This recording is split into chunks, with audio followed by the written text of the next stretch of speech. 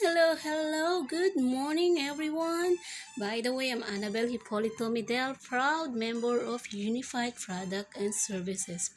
Our tutorial for today is our first transaction, how to receive money from abroad. I have a own transaction po na manggagaling dito sa Thailand na ipapasok ko dito sa account ko sa Unified Product and Services.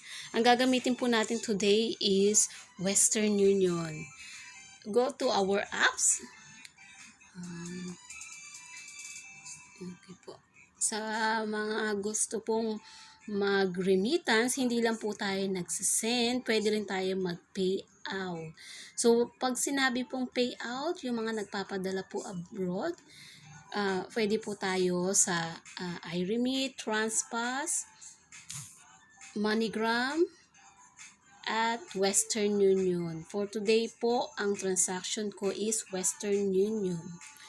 So, we have to search dahil nakiin ko na kung yung sender ko at ang receiver ko. So, search ko na lang po. I have a tutorial po kung paano mag-set ng new registered client. So, meron po ako diyang tutorial. I-view nyo na lang po kung kailangan nyo.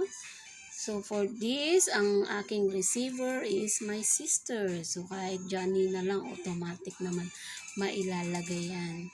So, our reference number. Reference number, ito yung manggagaling sa abroad. Like today, dahil nag-send ako sa Western Union, Thailand. So, may MTCN.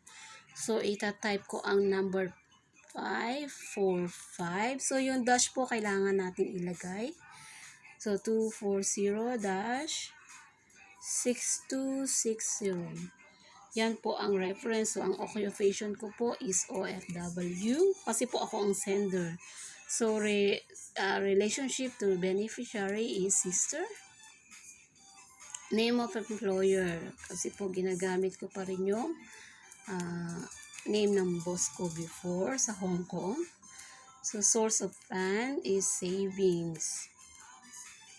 Country of birth, Philippines, of course. Pero kung ang nagpapadala po sa inyo, ibang lahi, for example po, employer or boyfriend, yun po ang ilagay natin as a sender, sa mga sender po.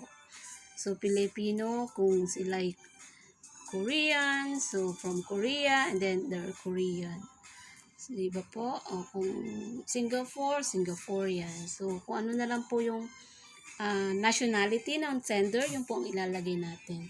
So, principal amount po is 21,636. So, 636 may point pa po. So, okay naman. Wala. And then, choose ID. So, make sure po na verified natin yung ID ng ating receiver po. So, magre-receive po, kailangan po ma-verified mo natin na yung mga ID nila. So, we have 2 ID. Ang Western Union po, kailangan po talaga 2 ID. So, medyo mahigpit po sila. Unlike ng Cebuana. Cebuana kasi send lang. So, walang receive.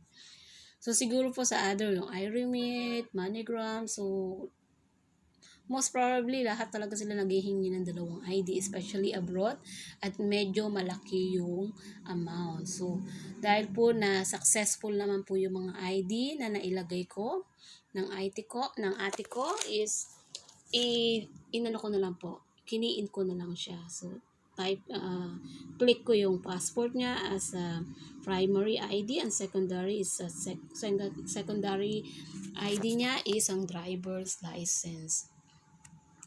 Kaya po ang ilalagay natin transaction password. So si transaction password po is yung ang third account po ito, kaya sana tanda ako dahil 3 po yung account ko is kailangan ko ibulong sa sarili ko. Ayan po, naibulong ko na. So, tama po. Let's say has been made.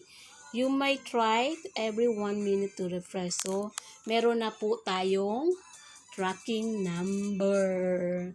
Okay po, at magdadagdag na lang po ako ng additional info kung ilang oras or minutes bago pumasok dito sa eCash natin.